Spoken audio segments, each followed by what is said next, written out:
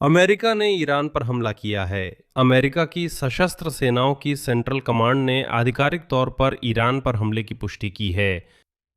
America इससे पहले इतना शर्मिंदा नहीं हुआ था।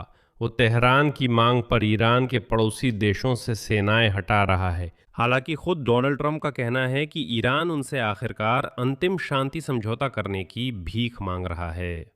संयुक्त राज्य अमेरिका कुवैत और सऊदी अरब में अपनी सैन्य मौजूदगी पर पुनर्विचार करने का इरादा रखता है। वॉल स्ट्रीट जर्नल ने अमेरिकी सैन्य कमान के हवाले से ये लिखा है। वॉशिंगटन खास तौर पर अपने सैन्य अड्डों को पश्चिम की ओर स्थानांतरित करने की संभावना पर विचार कर रहा है ताकि वे ईरानी मिसाइलों और ड्रोन की पहुंच से दूर रहें। आप ध्यान से सुनिए, ये युद्ध से भागना है। इसके अलावा सैटेलाइट तस्वीरें सामने आई हैं जो ये दिखाती हैं कि बहरीन में नौसेना अड्डे को आधिकारिक अमेरिकी बयान से कहीं ज़्यादा गंभीर नुकसान हुआ है। असल में इसका मतलब है कि अमेरिका ने ईरान की क्षेत्र से सेना हटाने की मांग मान ली है। ये पता चला है कि अमेरिका ये सभी ठिकाने इजराइल में शिफ्ट करने की योजना बना रहा है। इसी बीच संयुक्त राज्य अमेरिका के राष्ट्रपति डोनाल्ड ट्रंप ने कहा कि ईरान ने हॉर्मुज जलडमरू मध्य में जहाज़ों पर हमला किया, उन पर कम से कम 4 कामिकाज़े ड्रोन छोड़े। ये घटना 26 जून को हुई थी। यानी ईरान ने वास्तव में युद्ध विराम तोड़ दिया। संयुक्त राष्ट्र संघ ने हॉर्मुज जलडमरू मध्य में 11,000 से अधिक संकटग्रस्त नाविकों को निकालने के प्रयास रोक दिए क्योंकि सूडान में फिर से गोलीबारी और हमला शुरू हो गया है। लेकिन डोनाल्ड ट्रंप ने तुरंत साफ कर दिया कि इसके लिए ईरान को कोई परिणाम भुगतना नहीं पड़ेगा। आइए इस एपिसोड में चर्चा करें कि कैसे ट्रंप धीरे धीरे ईरान की सभी मांगें मान रहे हैं और माफ कीजिएगा, किस तरह शर्मनाक तरीके से अमेरिकी सेना को इस क्षेत्र से बाहर निकाल रहे हैं। मेरा नाम अलेक्सी पीची है और आइए बिना ज़्यादा भावुक हुए इस विषय पर चर्चा करें। लेकिन शुरू करने से पहले आपसे अनुरोध है कि चैनल को सब्सक्राइब करें, इस एपिसोड को लाइक करें और नीचे कमेंट में अपनी कोई भी राय ज़रूर लिखें। साथ ही मेरे टेलीग्राम चैनल पीची न्यूज़ को भी सब्सक्राइब करें, लिंक डिस्क्रिप्शन में है। मुख्य हिस्से से पहले मैं एक अपडेट रिकॉर्ड कर रहा हूं जो वीडियो रिकॉर्डिंग के बाद आया है, और वो ये है कि अमेरिका ने ईरान पर हमला किया है। अमेरिकी सशस्त्र बलों की सेंट्रल कमांड ने आधिकारिक तौर पर ईरान पर हमले की पुष्टि की है। ये स्थानीय समयानुसार देर रात को हुआ। सेंट्रल कमांड के बयान में कहा गया है कि ये हमले ईरान द्वारा एक वाणिज्यिक जहाज पर किए गए हमले के जवाब में किए गए जो हार्मुज जलडमरू मध्य से होकर गुजर रहा था। आज के एपिसोड में हम इस जहाज पर चर्चा करेंगे। अब मैं सेंट्रल कमांड यूएसए का उदाहरण दूंगा। अमेरिकी वायुसेना ने ईरानी मिसाइल और ड्रोन भंडारण स्थलों के साथ साथ तटीय रडार स्टेशनों को भी निशाना बनाया। 25 जून को ईरान ने एक तरफा हमलावर ड्रोन कामिकाज़े यूएवी की मदद से मालवाहक जहाज एवर फ्लोली पर हमला किया था। अमेरिकी सैन्य अधिकारियों ने यह भी कहा कि ईरान के खतरनाक व्यवहार ने नौवहन की स्वतंत्रता को कमज़ोर किया है, जबकि इस महत्वपूर्ण अंतर्राष्ट्रीय मार्ग से व्यापार की मात्रा लगातार बढ़ रही है। और आगे एक और उदाहरण है। अमेरिकी सेंट्रल कमांड की सेनाएं जलडमरू मध्य से गुजरने वाले वाणिज्यिक जहाज़ों की सुरक्षित आवाजाही और समर्थन के लिए समन्वय जारी रखती हैं। अमेरिकी सैन्य बल अपनी उपस्थिति और सतर्कता बनाए रखते हैं ताकि यह सुनिश्चित किया जा सके कि ईरान के साथ हुए समझौते के सभी पहलुओं का पूरी तरह से पालन और क्रियान्वयन हो। ये घटना रात में हुई, 27 जून की रात को, इसलिए आगे हम उन घटनाओं पर चर्चा कर रहे हैं जो इससे पहले हुई थीं। और यकीन मानिए, अमेरिका द्वारा ईरान पर हमला करने के तथ्य से इस एपिसोड का संदर्भ और सार बिल्कुल नहीं बदलता, क्योंकि ट्रंप ने आखिरकार अपने कुछ सैनिकों को मध्य पूर्व से फिर से तैनात करने का फैसला किया। खैर, इस अपडेट के बाद अब इस एपिसोड का मुख्य हिस्सा आगे है।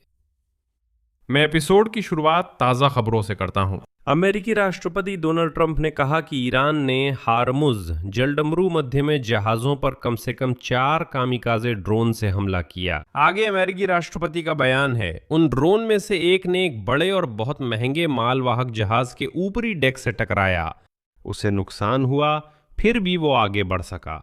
बाकी 3 ड्रोन हमने गिरा दिए। ये बिल्कुल लापरवाही थी। संघर्ष विराम की खबर में, और बस इतना ही। 25 जून को अर्मुज जलडमरू मध्य में ताइवान के जहाज एवर लोवली, जो सिंगापुर के झंडे के तहत था, पर हमला हुआ। ये जहाज ईरान जिस मार्ग पर जोर देता है से अलग रास्ते से जा रहा था। मतलब अर्मुज जलडमरू मध्य तो जैसे खुला है, लेकिन सिर्फ उसी तरह जैसा ईरान मानता है। और अगर कोई तेहरान की शर्तों से हटता है तो वो जहाज इस्लामिक रेवोल्यूशनरी गार्ड्स कॉर्प्स के हमले का शिकार बनता है। डोनाल्ड ट्रंप का दावा है कि उन्होंने जलडमरू मध्य पूरी तरह खोल दिया, जबकि वो युद्ध से पहले भी खुला था।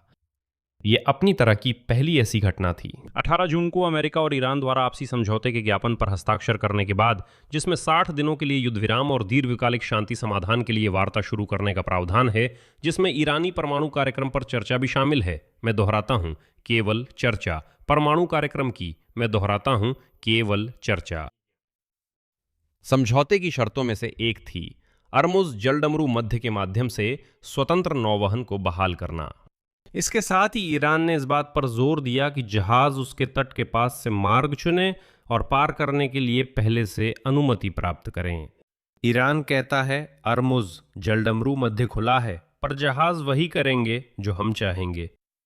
अमेरिका ने सुझाव दिया कि जहाज ओमान की ओर से जलडमरू मध्य में अमेरिकी सेना की सुरक्षा में जाएं। तो ताइवान का जहाज ओमान के तट के साथ साथ उस गलियारे से गुजरने की कोशिश कर रहा था जिसे संयुक्त राज्य अमेरिका ने निर्धारित किया था।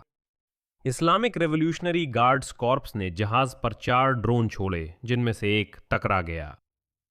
डोनाल्ड ट्रंप कहते हैं, ऐसा हो जाता है, क्या किया जा सकता है? 26 जून को ईरान ने बिना अनुमति जलडमरू मध्य पार करने वाले 3 विदेशी टैंकरों को रोका और चेतावनी दी कि वैकल्पिक मार्ग चुनने वाले जहाज़ों की सुरक्षा की गारंटी नहीं होगी, जिसमें अमेरिकी प्रस्तावित मार्ग भी शामिल है। ट्रंप ने कहा था कि अगर तेहरान अस्थायी समझौते की शर्तों, जिसमें हार्मुज जलडमरू मध्य से मुक्त आवाजाही सुनिश्चित करना शामिल है, पूरी नहीं करता तो अमेरिका ईरान के क्षेत्र पर हमले फिर शुरू कर सकता है। लेकिन आज उसी ट्रंप ने यह संकेत दिया कि ईरान को इसके लिए कोई सजा नहीं मिलेगी, और इसके बजाय डोनाल्ड ट्रंप ने कहा कि ईरान, उद्धरण है, बेताबी से उनसे संयुक्त राज्य अमेरिका के साथ समझौता करने की गुहार लगा रहा है। ट्रंप ने अमेरिकी मीडिया की आलोचना की, जिन्होंने उनके मुताबिक दावा किया कि ईरान अब 4 महीने पहले से ज्यादा मजबूत है। और खास तौर पर ट्रंप ने New York times, ABC news, NBC news, CBS और सीएनएन का जिक्र किया, उन्हें फेक न्यूज और गिरते हुए मीडिया संस्थान बताया। आगे मैं ट्रंप का उद्धरण पेश करूंगा। उन्होंने कुछ समय तक ये दावा किया कि यह ज्यादा असरदार नहीं था, कि ईरान आज 4 महीने पहले की तुलना में कहीं ज्यादा मजबूत है। बस इस बारे में सोचिए, उनके पास नौसेना और वायुसेना नहीं है, फिर भी वे कहते हैं कि ईरान पहले से ज्यादा मजबूत हो गया है और बेताबी से समझौता करना चाहते हैं। वे हमसे कई मामलों में पीछे हैं। उनके साथ उस 47 साल की अवधि में ही निपटना चाहिए था जब वे आतंक के जरिए शासन कर रहे थे, और यही वे करते रहे। वे आतंक के जरिए शासन करते थे। और अब ट्रंप मेरी गणना के अनुसार पिछले 2 दिनों में तीसरी बार ये दावा कर रहे हैं कि ईरान कुछ बड़ी रियायतें दे रहा है। लेकिन उन्होंने ये नहीं बताया कि वे कौन सी रियायतें हैं। वहीं अमेरिका लगातार रियायतें दे रहा है, वो भी ऐसी जो अकल्पनीय और शर्मनाक हैं। संयुक्त राज्य अमेरिका सऊदी अरब और कुवैत से अमेरिकी सेना को हटाने की तैयारी कर रहा है, क्योंकि वे ईरान इस्लामी गणराज्य की मिसाइलों की मारक सीमा में आ जाते हैं। याद दिला दो, युद्ध की शुरुआत में ट्रंप ने कहा था वो ईरान की मिसाइल प्रोग्राम नष्ट करेगा। अखबार वॉल स्ट्रीट जर्नल लिखता है कि ईरानी हमलों के बाद अमेरिका अपने सैन्य ठिकानों की मध्य पूर्व में तैनाती पर पुनर्विचार कर रहा है। वॉल स्ट्रीट जर्नल के अनुसार बहरीन में अमेरिकी नौसेना के 5वें बेड़े का बेस सबसे अधिक प्रभावित हुआ है। प्रकाशन के अनुसार नई सैटेलाइट तस्वीरों ने गंभीर तबाही दिखाई है। कमांड सेंटर और कम से कम 12 अन्य इमारतें क्षतिग्रस्त हो गई हैं। अखबार ने सैटेलाइट तस्वीरों, सोशल मीडिया से वीडियो का विश्लेषण किया और वर्तमान व पूर्व अमेरिकी सैन्य कर्मियों से बात की। यह उल्लेख किया गया है कि बहरीन में स्थित अमेरिकी सैन्य अड्डा ईरान से केवल 240 किलोमीटर दूर है और कई वर्षों से क्षेत्र में अमेरिका की प्रमुख जगहों में से एक बना हुआ है।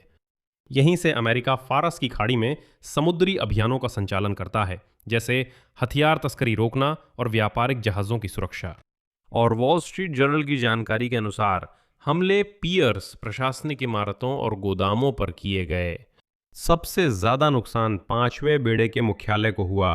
एक अधिकारी ने कहा कि अब इस इमारत का इस्तेमाल नहीं किया जा सकता और सिर्फ इसकी मरम्मत की लागत लगभग 200 मिलियन डॉलर आकी गई है। अमेरिकी नौसेना सुरक्षा सेवा की ट्रेनिंग बिल्डिंग पूरी तरह नष्ट हो गई है। आपातकालीन सेवाओं के गोदाम, पानी का टैंक, डाइनिंग हॉल, आवासीय इमारतें और सैन्य अड्डे की अन्य सुविधाएं भी क्षतिग्रस्त हुई हैं। कुल नुकसान का अनुमान 386 मिलियन डॉलर लगाया गया है।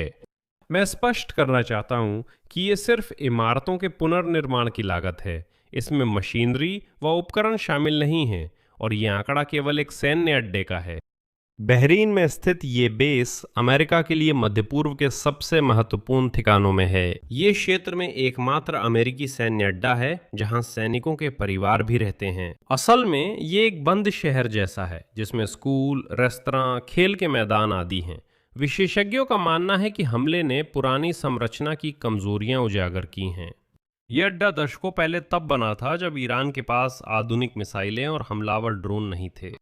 मध्य पूर्व में अमेरिकी सैन्य अड्डे के पूर्व इंफ्रास्ट्रक्चर कमांडर जॉन मिलर ने माना कि अगर आज अड्डे की योजना बनती तो कई फैसले अलग होते और अब बहरीन पर हमलों और क्षेत्र में लगभग 20 अन्य अमेरिकी ठिकानों को नुकसान पहुंचने के बाद वॉशिंगटन ने इस क्षेत्र में अपनी सैन्य रणनीति पर पुनर्विचार करना शुरू कर दिया है। अब ध्यान दें, इस समय कई विकल्पों पर चर्चा हो रही है। बहरीन में बेस को फिर से स्थापित करना, कुर्दिस्तान, कुवैत और सऊदी अरब में सैन्य उपस्थिति को कम करना और कुछ सैन्य बलों को ईरानी मिसाइलों की पहुंच से दूर स्थानांतरित करना। आप बस ध्यान से सुनिए। संयुक्त राज्य अमेरिका अपने सैनिकों को ईरान से दूर ले जाना चाहता है, जिसके पास डोनाल्ड ट्रंप के अनुसार अब कोई सेना ही नहीं बची है। वो कहते हैं, हमने उनका बेड़ा और सेना तबाह कर दी, उनके पास कुछ नहीं बचा, लेकिन सैनिकों को ईरान से दूर ले जाएंगे क्योंकि वे ईरानी मिसाइलों की मारक सीमा में आ जाते हैं। मैं चुप रहा। मैं ये भी नहीं कह रहा कि ट्रंप ने युद्ध की शुरुआत में मेक अमेरिका ग्रेट अगेन टोपी पहनकर कहा था कि वो ईरान की मिसाइल प्रोग्राम खत्म कर देगा और ईरान के पास कोई मिसाइल नहीं बचेगी। देखिए हालात कैसे बदल गए। और मैं ये भी जोड़ दूं कि ईरानियों ने बातचीत के दौरान खास तौर पर इस बात पर जोर दिया था कि युद्ध विराम की एक शर्त यह है कि अमेरिकी ईरान की सीमा से थोड़ा दूर हट जाएं और अब क्षेत्र में अमेरिकी सेनाओं की तैनाती के लिए संभावित नए स्थानों में इजराइल पर भी विचार किया जा रहा है। यानी विचार ये है कि अमेरिकी सेना ईरान से दूर हटकर इजराइल में स्थानांतरित हो जाए। वॉल स्ट्रीट जर्नल के मुताबिक बहरीन के कुछ क्षतिग्रस्त ठिकानों को शायद दोबारा बहाल न किया जाए। कमांड सेंटर निश्चित रूप से भूमिगत होंगे और कुछ सैन्य ढांचे के साथ क्या किया जाएगा, आप क्या सोचते हैं? उन्हें क्षेत्र के अन्य देशों में बांट दिया जाएगा, बस उन्हें और दूर ले जाया जाएगा। अमेरिकी सेंट्रल कमांड के टिम हॉकिंस ने बताया कि हमलों से कोई हताहत नहीं हुआ और बहरीन सैन्य अड्डे का कामकाज गंभीर रूप से बाधित नहीं हुआ। हालांकि हम देख सकते हैं कि यह वास्तव में काफी गंभीर है। उनके अनुसार युद्ध में लोगों की सुरक्षा मुख्य जिम्मेदारी थी, जिसमें अमेरिकी सैनिक सफल रहे। इन बयानों और चर्चाओं के बीच अमेरिकी विदेश मंत्री मार्को रूबियो ने बहरीन में पर्शियन गल्फ देशों के विदेश मंत्रियों से मुलाकात की और उन्होंने अमेरिका और ईरान के बीच हुए समझौते को लेकर एक संयुक्त बयान जारी किया। इस विषय पर मेरे पास इसी YouTube चैनल पर एक अलग एपिसोड है। मैं आपको सलाह देता हूं कि आप वहां जाएं और उसे जरूर देखें ताकि आप पूरी तरह से संदर्भ में रहें। यही है। और उस बैठक के नतीजों के अनुसार, यानी अरब देशों के कॉमनवेल्थ काउंसिल की बैठक के बाद, सभी पक्षों ने कहा कि वे सुरक्षा के क्षेत्र में समन्वय को मजबूत करने और ईरान को रोकने के लिए संयुक्त प्रयास जारी रखने का इरादा रखते हैं। लेकिन ये सुनने में थोड़ा हास्यास्पद लगता है जब आप जानते हैं कि अमेरिका ईरान से अपनी सेनाएं हटाने जा रहा है, लेकिन भविष्य में ईरान को रोकने की बात कर रहा है। हालांकि निश्चित रूप से इस अस्थायी युद्ध विराम के कुछ ऐसे फायदे भी हैं जो दोनों पक्षों के लिए महसूस किए जा सकते हैं। संयुक्त राज्य अमेरिका के लिए आपसी समझौते के ज्ञापन से सबसे बड़ा लाभ शायद यही है कि ईरान फिर से हार्मुज जलडमरू मध्य खोल रहा है, भले ही पूरी तरह से नहीं, लेकिन खोल रहा है। हाल ही में हार्मुज जलडमरू मध्य से जहाज़ों की आवाजाही बढ़ी है और कंपनी KPLER के अनुसार, जो ट्रांसपॉन्डर और सैटेलाइट डेटा की मदद से गतिविधि पर नज़र रखती है, बुधवार को, यह बुधवार के ताज़ा आंकड़े हैं, 70 बार पार किया गया, यानी 70 टैंकर जलडमरू मध्य से गुजरे। यह मंगलवार की तुलना में 2 गुना से भी ज़्यादा है। हालांकि ये अभी भी युद्ध शुरू होने से पहले की तुलना में कम है। युद्ध से पहले रोज 100 से ज्यादा जहाज और टैंकर जलडमरू मध्य से गुजरते थे। लेकिन जलडमरू मध्य पूरी तरह से खुला नहीं है। ईरान अब भी नॉर्थ कॉरिडोर यानी अपने तट के पास से गुजरने के लिए अनुमति की मांग करता है। जैसा कि हम देख सकते हैं, अगर कोई दूसरा रास्ता चुनता है तो ईरान बिना सजा जहाजों पर हमला करता है। और ट्रंप इस पर कुछ नहीं करते, बस तथ्य स्वीकार करते हैं। जैसे हाल ही में बोले, हाँ, ईरानियों ने जहाज पर हमला किया, हमने इसे दर्ज किया है, यह युद्ध विराम का उल्लंघन है। बस इतना ही, खाड़ी और बात खत्म। टैंकर ट्रैफिक में बढ़ोतरी, वैश्विक तेल प्रवाह सामान्य करने की दिशा में आशाजनक है। तेल की कीमतें भी नीचे जा रही हैं। वहां पहले ही $70 प्रति बैरल है, यही मनोवैज्ञानिक सीमा है। इसी कारण यहां हालात बेहतर हो रहे हैं। लेकिन याद रहे, युद्ध से पहले हार्मुज जलडमरू मध्य पूरी तरह खुला था, कोई समस्या नहीं थी। वहां कोई भी किसी तरह से आवाजाही का समन्वय नहीं करता था। लेकिन ये सब कुछ नहीं है। जलडमरू मध्य के खुलने की अच्छी खबर के साथ ये शर्त भी जुड़ी है कि ईरान अब फिर से अपना तेल बेच सकता है। और युद्ध से पहले के समय के विपरीत अमेरिकी वित्त मंत्रालय द्वारा प्रतिबंध हटाए जाने के बाद ईरान अब अपना तेल सचमुच किसी को भी बेच सकता है, मतलब सभी को। इसमें संयुक्त राज्य अमेरिका भी शामिल है। ये वो पल है जब ट्रंप कहते हैं कि ये सब फेक न्यूज़ है, जो कहती है ईरान मजबूत हुआ है। ये झूठ है। देखिए, युद्ध से पहले का होर्मुज जलडमरू मध्य ईरान द्वारा बिल्कुल भी नियंत्रित नहीं किया जाता था, अब नियंत्रित किया जाता है।